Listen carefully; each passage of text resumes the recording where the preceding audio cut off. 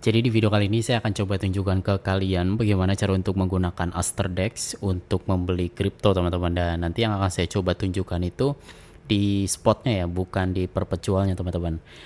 Untuk kalian yang baru pertama kali menggunakan Aster dan mungkin masih bingung, kalian bisa tonton video ini. Anggap ini sebagai tutorial dasarnya ya teman-teman, dan di sini ada beberapa hal yang perlu kalian persiapkan.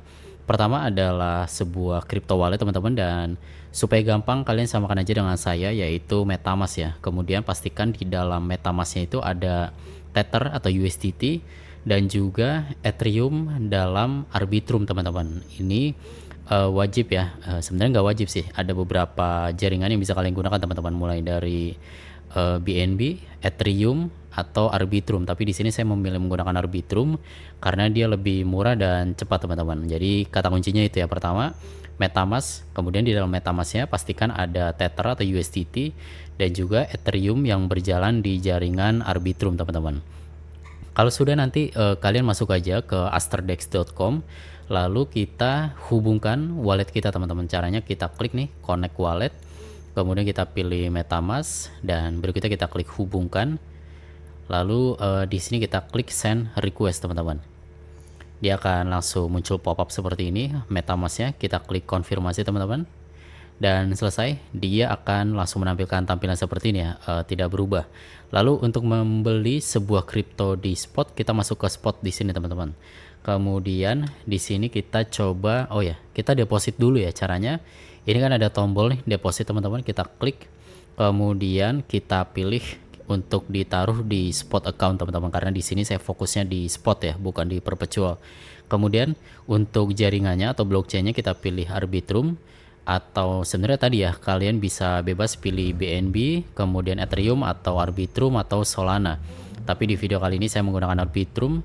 Dan untuk depositnya kalian boleh deposit yang lain, misalnya seperti USDC atau Ethereum, bebas.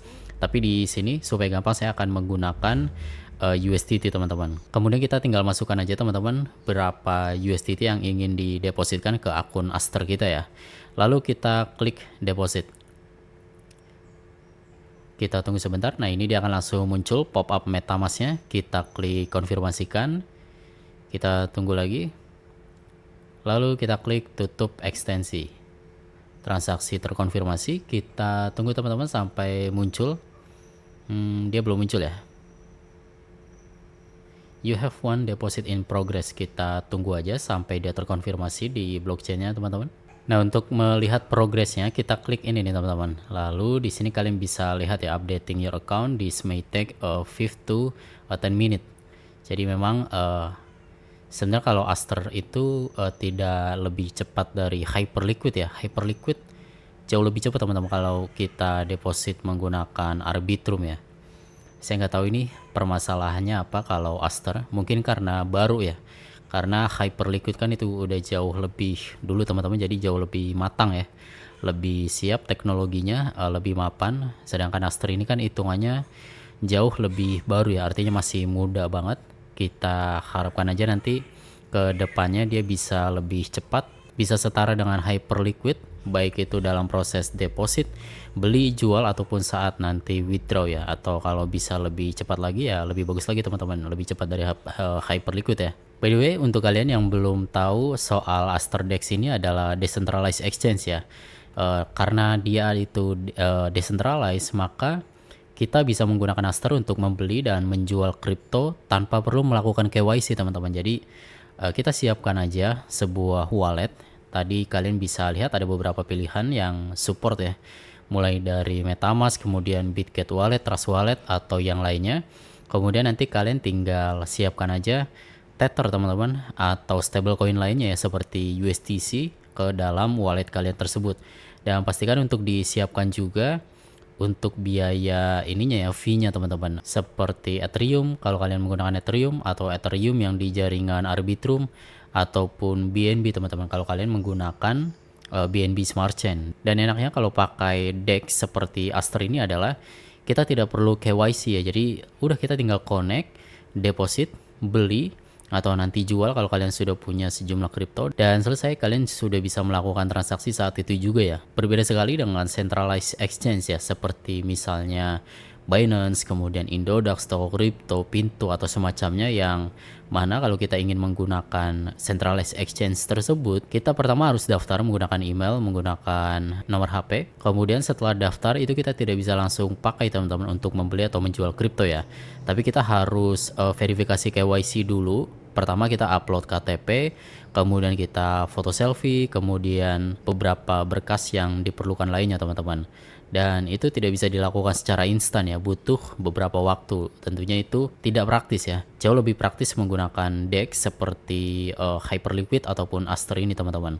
Dan menurut saya ini sebuah terobosan yang sangat bagus ya, karena DEX seperti Hyperliquid dan Aster ini sedang bisa dibilang sedang banyak digunakan saat ini teman-teman. Jadi memang banyak orang yang sudah mulai beralih dari centralized exchange ke DEX seperti Hyperliquid dan Aster ya. Apalagi memang sekarang performa dari kedua DEX ini bisa dibilang setara ya dengan centralized exchange. Untuk jual belinya cepat, untuk depositnya juga cepat, untuk withdrawnya juga cepat ya. Saya pernah menggunakan Hyperliquid untuk beli Bitcoin, kemudian saya withdraw ya. Jadi dia kan kalau kita beli Bitcoin di Hyperliquid itu kan dia masih menggunakan atau masih di jaringan mereka sendiri ya, yaitu unit Bitcoin teman-teman. Tapi tetap bisa kita withdraw atau kita keluarkan dari Hyperliquid menjadi Bitcoin di mainnet, dan itu biayanya sangat murah sekali ya, mulai dari 1 USDT teman-teman. Jika dibandingkan dengan beberapa exchange besar di luar sana, itu jauh lebih besar teman-teman. Ada yang $5, ada yang lebih dari itu. Bahkan kalau di beberapa exchange lokal itu jauh lebih mahal lagi ya biaya withdraw untuk Bitcoinnya teman-teman. Nah ini dia, kalian bisa lihat deposit successfully, dan di sini kalian bisa lihat juga ya ada USDT senilai 10 USDT sesuai dengan yang tadi saya depositkan teman-teman. Dan berikutnya kita akan coba gunakan 10 Tether ini untuk membeli kripto di pasar spotnya si Aster ya. Pertama kita klik dulu teman-teman spot, kemudian di sini nih kita bisa pilih kripto apa yang ingin kalian beli teman-teman. Sebagai contoh di sini saya akan coba beli BTC ya. Jadi saya klik BTC/USDT. Kemudian di sini kalian bisa pilih teman-teman tipe ordernya, mau menggunakan market, limit atau stop limit atau stop market atau pos only ya. Sebagai contoh aja di sini saya akan menggunakan market, jadi akan lebih mudah. Saya akan dapatkan saat itu juga ya Bitcoinnya teman-teman. Kemudian amountnya silahkan dimasukkan sendiri. Kalian bisa ketik secara manual di sini atau kalian bisa menggunakan slider di sini teman-teman. Sebagai contoh saya akan coba gunakan semua USDT yang saya miliki. Lalu kita klik buy.